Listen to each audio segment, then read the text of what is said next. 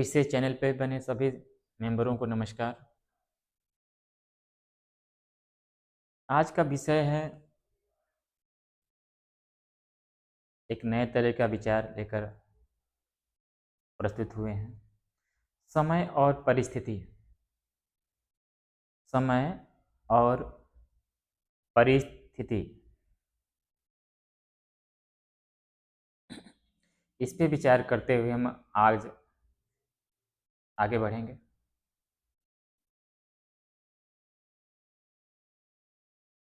समय और परिस्थिति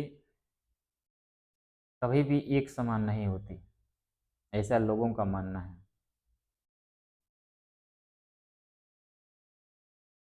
क्योंकि ये हमेशा गतिमान रहती है, पीछे की तरफ नहीं देखती।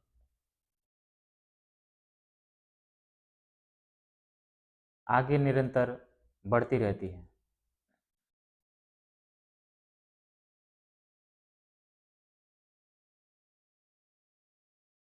आज के जो प्रश्न होंगे आपको इसी पे आधारित होंगे।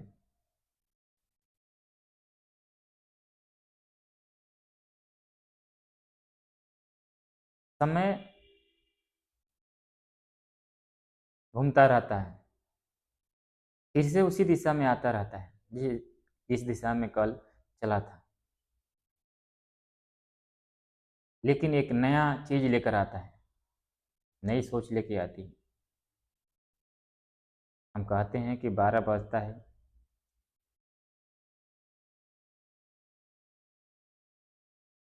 कई बार 12 बजता है इंसान का। दिन में भी 12 बजता है और रात को भी 12 बजता है। इस 12 बजने पे सुन करके बहुत लोग हंसेंगे भी, क्योंकि जब इंसान का बुरा दिन आता है तो उसका 12 बजता है। लेकिन सच्चाई है जो सच्चाई है, हम समय के अनुसार बोल रहे हैं, इंसान की अपनी स्थिति पे नहीं। 12 की जगह एक मान लीजिए। एक प्रतिदिन बजता है, लेकिन आज का एक नहीं बजेगा। आज का एक, आज का 12 नहीं बजेगा। एक दूसरे दिन का घड़ी घूमते हुए आएगी और 12 एक बजाएगी। उसी तरह से परिस्थिति है। आज आपकी परिस्थिति आपसे क्या करवा रही है, कल वही परिस्थिति आपके सामने क्या लाकर खड़ा कर देगी।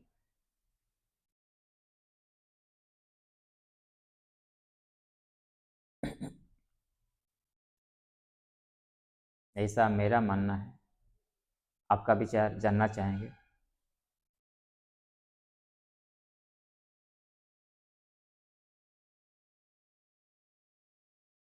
कि जो परिस्थिति होती है उस पर विचार आपको आगे की तरफ करना चाहिए। यदि आपके साथ कुछ गलत हो गया या कुछ सही हो गया आज, तो निरंतर उसी पे विश्वास करके नहीं चलना चाहिए। यदि आज गलत हो गया, आपके सामने कोई व्यक्ति है जो डेली आपके साथ रह रहा है, आपके साथ आज कुछ गलत कर दिया, लेकिन हमारा मानना है कि वो आपके साथ गलत नहीं किया। आज की जो परिस्थिति है उसके सामने या आपके सामने, उस परिस्थिति के अनुसार गलत हो गया, उसकी आवश्यकता के अनुसार गलत हो गया, आपकी आवश्यकता के अनुसार गलत हो गया, या किसी की आवश्यकता के अनुसार उसका सही हो गया, किसी का भला हो गया। ऐसा नहीं कि कल भी आपके साथ गलती होगा और सही भी होगा। कल की परिस्थिति कुछ और होगी।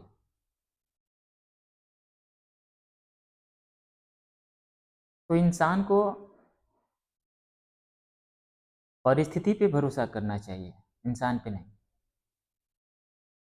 एक ही इंसान आपके साथ भला भी कर सकता है और आपके साथ बुरा भी कर सकता है।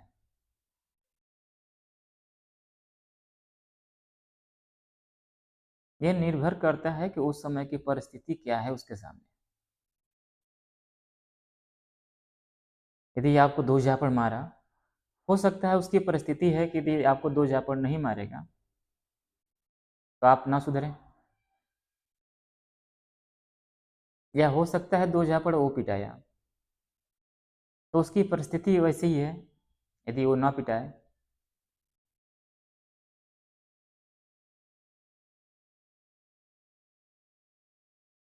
कुछ अच्छा ना कर पाए,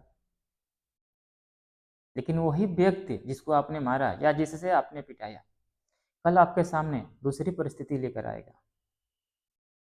हो सकता है बहुत बेटर परिस्थिति लेकर आ जाए कि आपको उसके सामने झुकना पड़ जाए।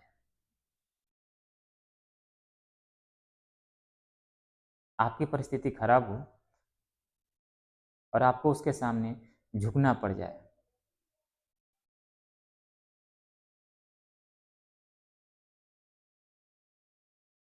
यदि वो व्यक्ति पिछले दिन को याद करेगा कि आपने उसे मारा था,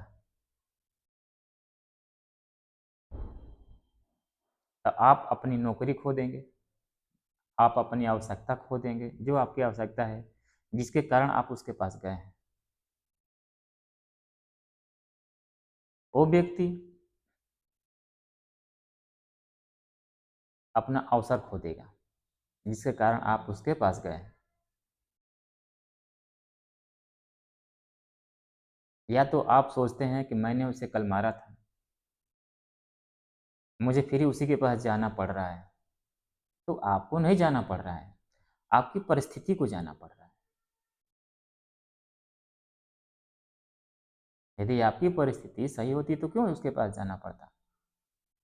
आपकी परिस्थिति सही नहीं है, इसलिए आपको उसके पास जाना पड़ रहा है। और उसकी परिस्थिति कल की अपेक्षा सही हो गई है, ताकि आपके सामने वो बड़ा होके खड़ा है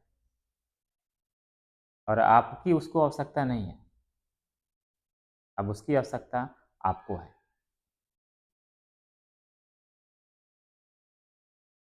तो इंसान को एक दूसरे से घृणा नहीं करना चाहिए, कभी भी नहीं।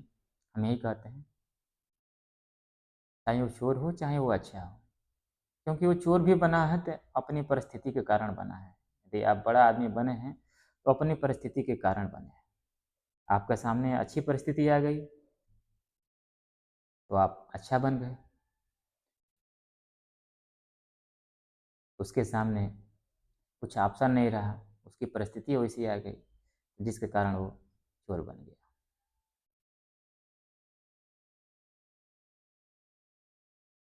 मेरे कहने का मतलब ये है, मकसद ये है, ये वीडियो मैं बना रहा हूँ इसलिए कि जितने समाज में लोग हैं अपनी परिस्थिति के अनुसार आपसे व्यवहार करते हैं।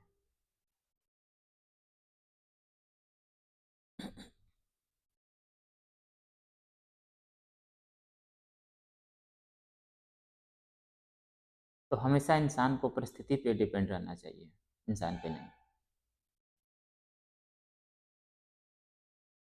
मैंने पीछे ही बताया, यदि उस सामने वाले व्यक्ति की परिस्थिति सही है तो आपका सहयोग करेगा। यदि सामने वाले व्यक्ति की परिस्थिति आपसे भी डाउन है और आप उस पर कल की अपेक्षा भरोसा करके गए हैं, कल की तरह ही भरोसा करके गए हैं, तो आज आपकी वो मदद नहीं करेगा, आपका साथ नहीं देगा, क्योंकि उसकी परिस्थिति विपरीत हो चुकी है। तो हमेशा इंसान को परिस्थिति पे डिपेंड रहना चाहिए और हमेशा इंसान के साथ अच्छा ही व्यवहार करने का प्रयास करना चाहिए।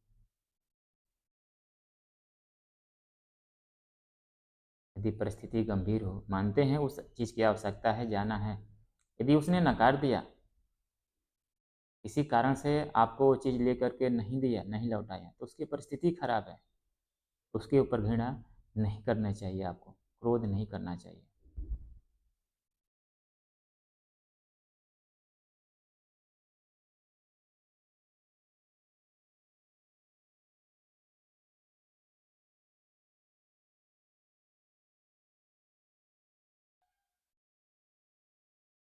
परिस्थिति की जो कहानी हम बता रहे हैं, एक हर घर की कहानी है, हर व्यक्ति की कहानी है।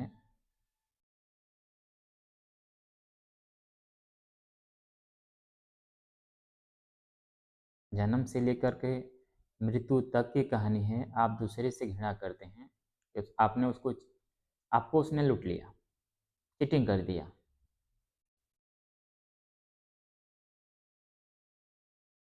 आप थोड़ा-सा पीछे हट कर के खुद पे विचार करिए कि आपने कितने लोगों को लूटा, कितने लोगों का अभी तक नुकसान किया।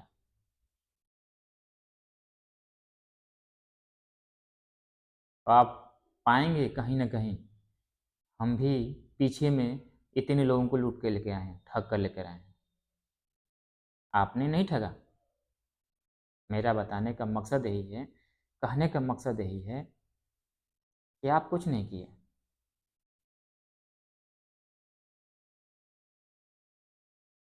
घर की स्थिति देखी जाए एक तरह से, जब बच्चा जन्म लेता है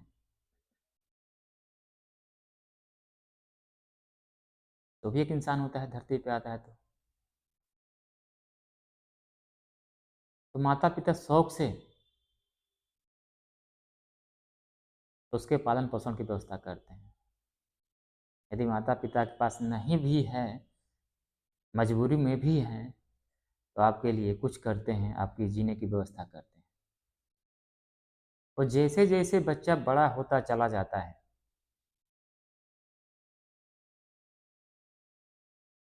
वैसे वैसे माता पिता का आपके प्रति से जिम्मेदारियां हटने लगती हैं।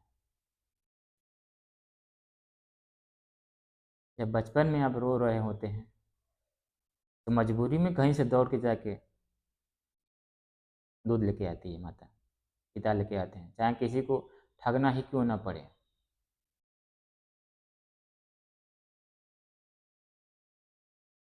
लेकिन आप जैसे बड़े होते हैं वो बातों को टालने लगते हैं, और आप जब बिल्कुल बड़े हो जाते हैं, यंग हो जाते हैं, तो आपकी चिंता माता पिता के हिसाब से दूर हो जाती है। ऐसा क्यों? परिस्थिति के अनुसार, समय के अनुसार। उस समय का समय था कि आप कुछ नहीं कर सकते थे, जो करना था उनको करना था, छोटे पे। तो वो आपके लिए झूठ बोले, ठगे किसी को, लाकर आपको दूध पिलाए। आप बड़े हो गए हैं। यदि आप रोएंगे आज, आप वही हैं जो छोटे से बड़े हुए हैं, दूसरे नहीं हुए। लेकिन आज रोएंगे, आपके माता पिता उसके विपरीत आप ही को डांटेगा। आपके माता पिता आप ही को डांटेगा, जाकर कुछ कर। आपके पास करने की सामर्थ्य नहीं है तो भी वो आपको डांटेगा कि जाकर कुछ कर।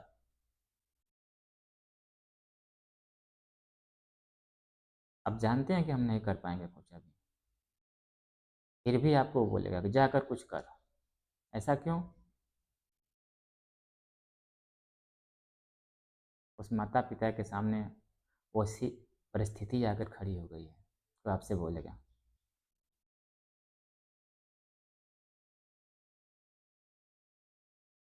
या तो माता पिता की जो काम करने की कैपेसिटी है कम हो गई है, या तो वो करना नहीं चाहता है आपके लिए कुछ।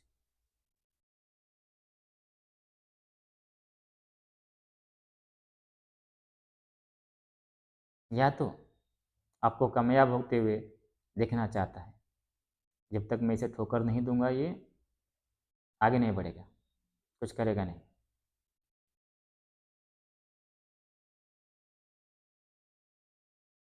तो इंसान की जो परिस्थिति होती है, इंसान का सारा जीवन उसी पे निर्भर होता है।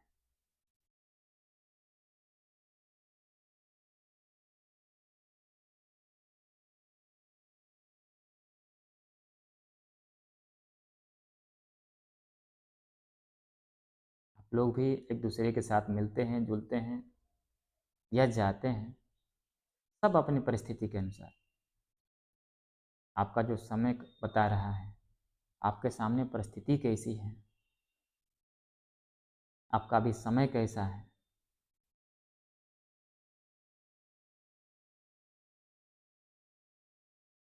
इस वीडियो के माध्यम से हम आप तक कुछ सूचना देना चाहते हैं, कहना चाहते हैं। यदि इस वीडियो से आपको कुछ सीख मिली हो, आपका दायित्व क्या है, आपका कर्तव्य क्या है दूसरे के प्रति सोच रखने का। यदि सामने वाला आपका पॉकेट मारा या सामने वाले ने आपके घर का कुछ बर्तन चुराया, सामने वाले ने आपके घर का पैसा कुछ चुराया, तो आपको उसके साथ कैसा व्यवहार करना चाहिए? क्या उसका दोष है या उसकी परिस्थिति का दोष है?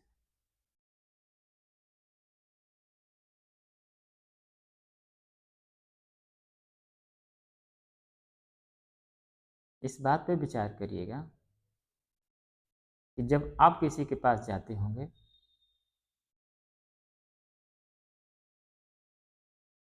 तो सामने वाला आपके प्रति क्या सोचने का विचार करेगा, क्या सोचेगा वो? या कोई व्यक्ति आपके पास आता है, आपको कैसा सोचना चाहिए उसके प्रति?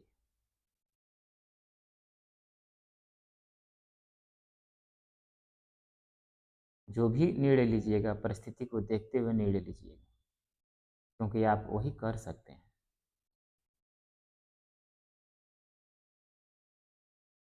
यदि आपके पास देने की क्षमता है, उसे अवश्य दीजिएगा, चाहे आपके घर का वो बर्तन ही क्यों नहीं चुराया हो। क्योंकि जब वो मांगने आया है तो उसकी परिस्थिति खराब है। सही होता तो आपके दरवाजे पे वो कभी आया नहीं होता। पीछे वो चोरी करके भले ही गया है।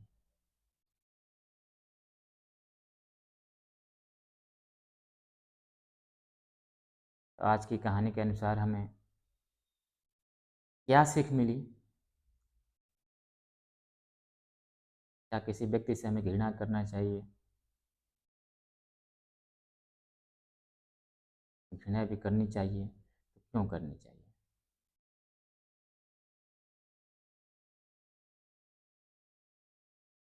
आप किसी से जुड़े हैं, क्यों जुड़े हैं?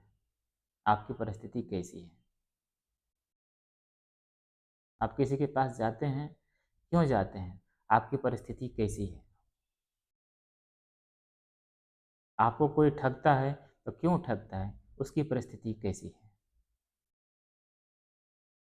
आपको दूसरे के साथ कैसा व्यवहार करना चाहिए? उस समय आपकी परिस्थिति कैसी है?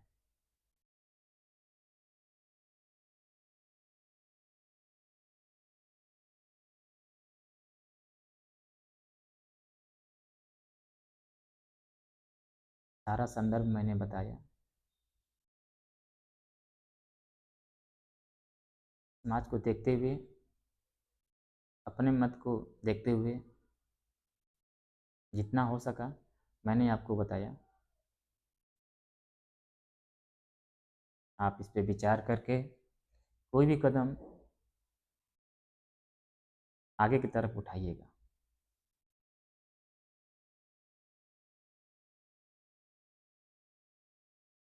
और सामने वाले के प्रति अपना कर्तव्य रखिएगा।